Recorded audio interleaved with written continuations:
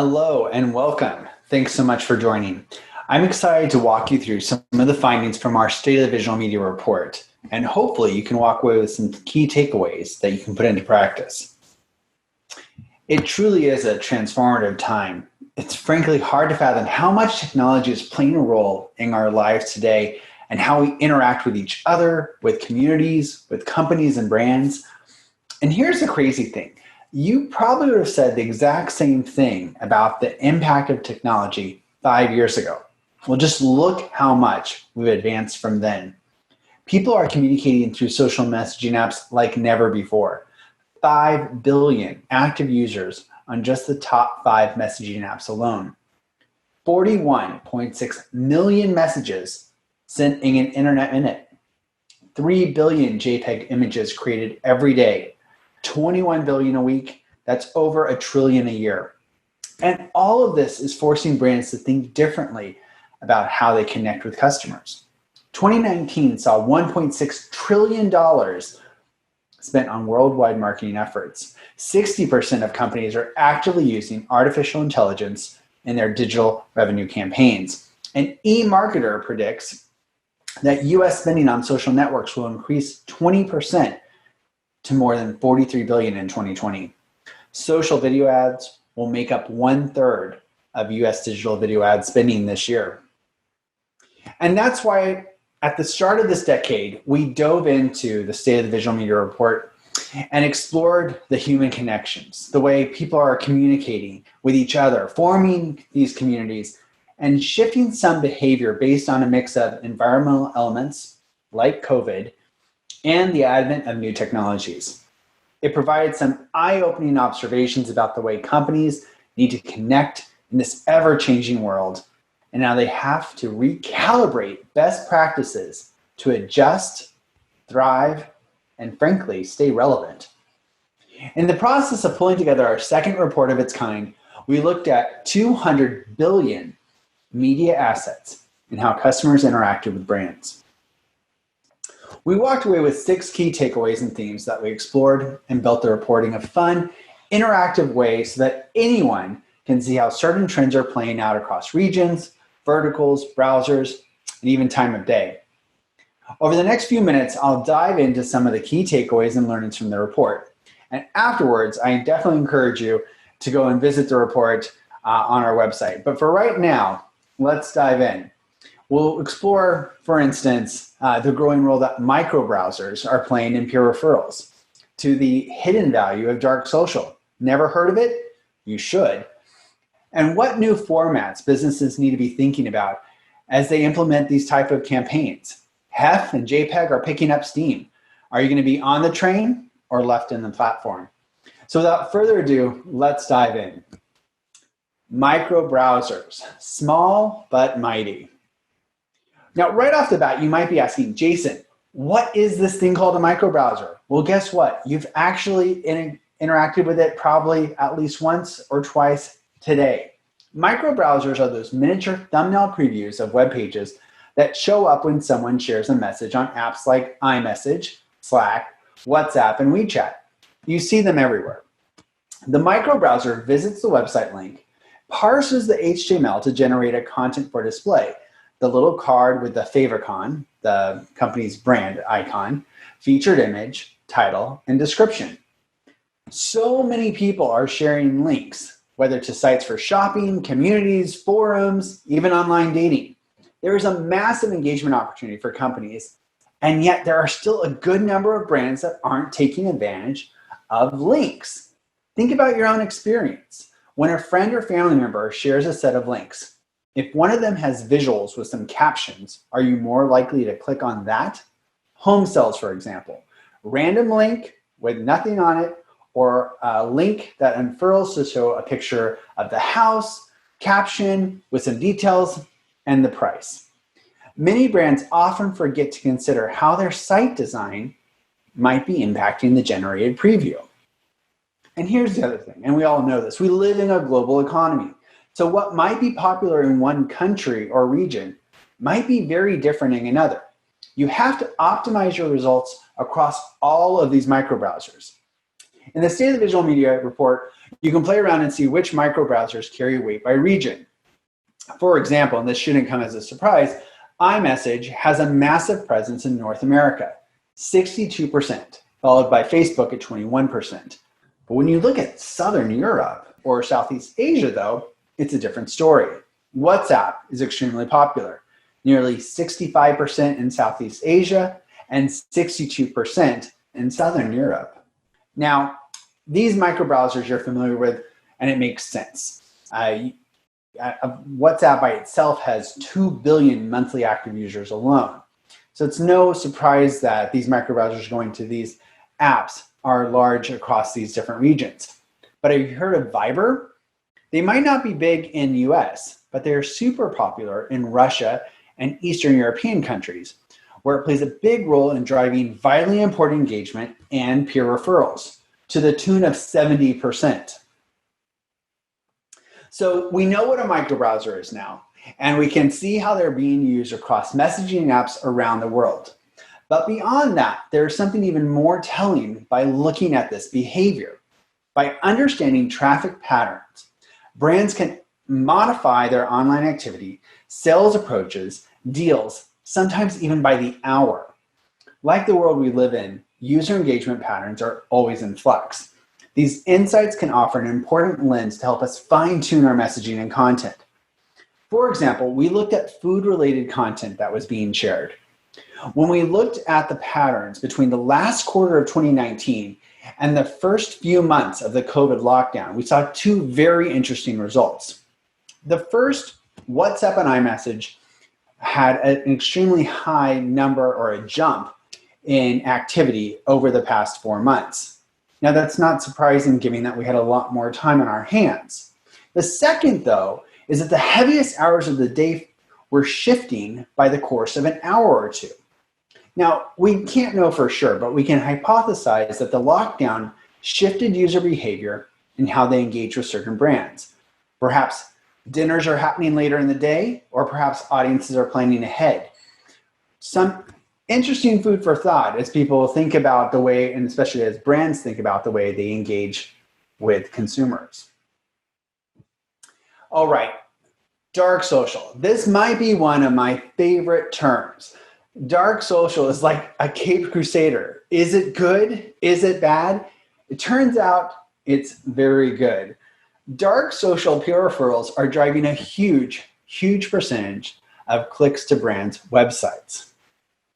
In recent years, many brands have been very focused on building campaigns that are tied to large social media players.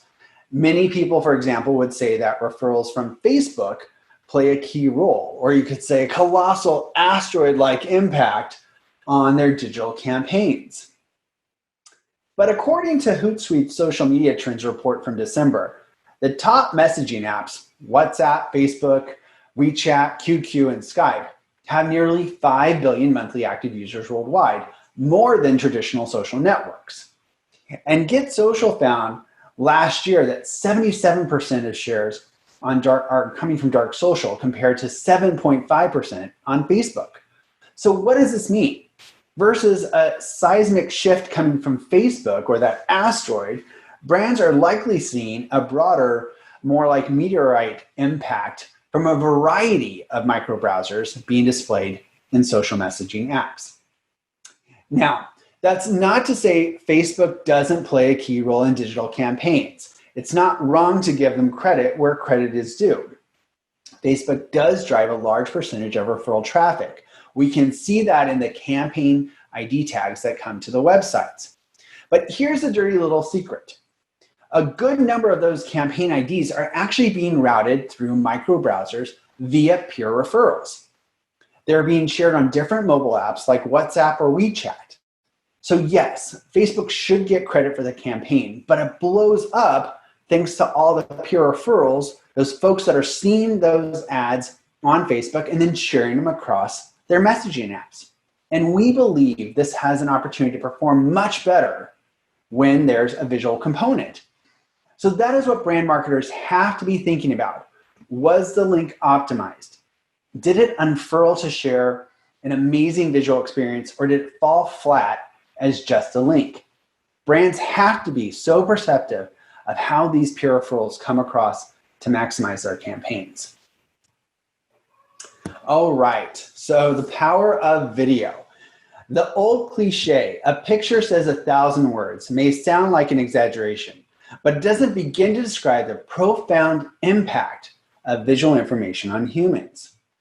MIT neuroscientists discovered that the brain can identify images seen for as little as 13 milliseconds. That's 13 1,000ths of a second. What that means is there's virtually no latency between the transmission, receipt, and crucially, comprehension of visual messages.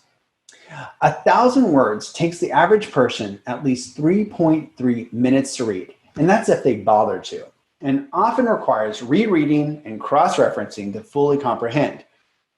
In a world where consumers are hit with thousands of advertisements and marketing messages every day, frankly, every minute it seems like, compelling video is simply one of the most powerful ways for brands to cut through the noise. And one of the most fascinating aspects of the report is the growth of micro videos. This type of video content is typically just 10 to 20 seconds long, but delivers big engagement and big conversion gains. Brands should leverage these short video nano stories or animated GIFs for the micro browsers that currently display them, like iMessage. In fact, iMessage will actually play the video before it plays an image. Videos that show key selling points can move well-qualified consumers to buy a product, read an article, or donate to a cause. In our research, for example, we found that short video nano stories work particularly well, for example, when selling new innovations and technical products. Okay, so everyone wants to include a micro video. How do you make the most of it? Here are a couple of tips. For starters, when MP4 videos are autoplayed, they are by default muted and looped. Therefore, it's best practice to add subtitles or captions. Lastly, can't emphasize this enough, keep them short. Ensure that the videos don't exceed 720 pixels. Remember, this could impact your performance, web performance, if it gets too large. You have just a few seconds to get it right, or miss a big opportunity altogether. Bleacher Report is a great example of one such company that turned to a micro video approach to capture audiences' ever-wandering attention. This global digital destination for sports fans enhanced its content offerings by delivering short video highlights while games were still in progress. Bleacher Report automatically transcodes the videos into a streamable format, adjusts the quality and resolution, implements adaptive bitrate streaming, and delivers them through a fast, reliable content delivery network, CDN. And that results in an approach that has been off the charts. 350% increase in video views and 20% increase in visitors coming to the app to get the quick download on monthly highlights. All right, we've already discussed how audiences around the world have turned to different messaging apps for their preferred method of sharing. Remember Viber in Russia? But that's just the tip of the iceberg. When we started looking into the long tail of browsers, devices, laptop to mobile use, we uncovered some interesting factoids we honestly didn't expect. While Chrome and Safari continue to dominate the worldwide browser market, roughly 64% and 18% respectively, there are significant regional differences across lesser-known variants. For example, our research shows that several Nokia devices are still popular in some regions like Northern Europe. And even more surprising is the role that Nintendo DS plays. 62% of browser traffic in Eastern Asia comes from Nintendo DS. There's even image traffic coming from very old legacy software like Lotus Notes, and that's a blast from the past. Understanding these nuances of the browser long tail in different geographies will give developers a leg up as they work to ensure every image and video format is used and is supported by the viewer's browser of choice. But it's not just browsers that have longer lifespans. Devices today have a much longer life cycle because frankly, they're less disposable, thanks in large part to improved batteries. And as users hold on to their phones longer, the variety of devices within the mobile ecosystem is more complex than ever before. Again, brands need to be aware of these trends and employ responsive web techniques to ensure an optimal experience on every device. Okay, so one last trend I wanted to dive into was formats. Many of us are familiar with common image formats like JPEG and GIF. More recently, PNG and FBG have become popular. But in recent years, light, high-performance formats such as Google's WebP and the high-efficiency image file format, otherwise known as HEF, have emerged, which are better optimized for today's digital experiences. Others, like AV1 image file formats and JPEG XL, are still in gestation. But don't be surprised if these next-gen formats become a standard that brands turn to as they compete visually for eyes and engagement. And as you can see from this chart, how image and video formats are used across laptops and mobile experiences are not as clean cut. Yes, there are preferences for a certain format depending on if you're using a mobile device or a laptop, but that's just part of the puzzle. Developers can do a lot to improve user experience by thinking about and formatting for experiences that extend well beyond what's popular and building for what's best. There is no question visual experiences have come so far so fast in the past few years. And truly, it's been eye-opening pulling together this research on the trends and the way people are engaging with brands in so many different ways. So let's remember some of the key takeaways and insights from this. 1, the power of the micro browser. 5 billion people on messaging apps. What will your link look like when it's shown? Embrace dark social, embrace the Batman and the power of peer referrals. 10 to 20 seconds to connect. How are you going to deploy micro videos to make it count? Going global. Nintendo, DS, Viber, Nokia. Build for that global economy. And regardless of format, optimization is key. So I guess the big question is, what are you going to do with this knowledge? Now, I have just covered the tip of the iceberg in terms of insights we've uncovered in the State of the Visual Media Report. And as I mentioned earlier, we have designed this report to be interactive and for you to gain insights into how people all around the world are using various technologies, devices, and formats to engage with each other and, critically, brands. There's so much to learn from this. I definitely encourage you to go check it out. And as a special treat, you can also view a course dedicated to microbrowser best practices. I encourage you to click over to Eric Portis' session to learn more. And with that, I thank you so much for your time. Have a great rest of the day.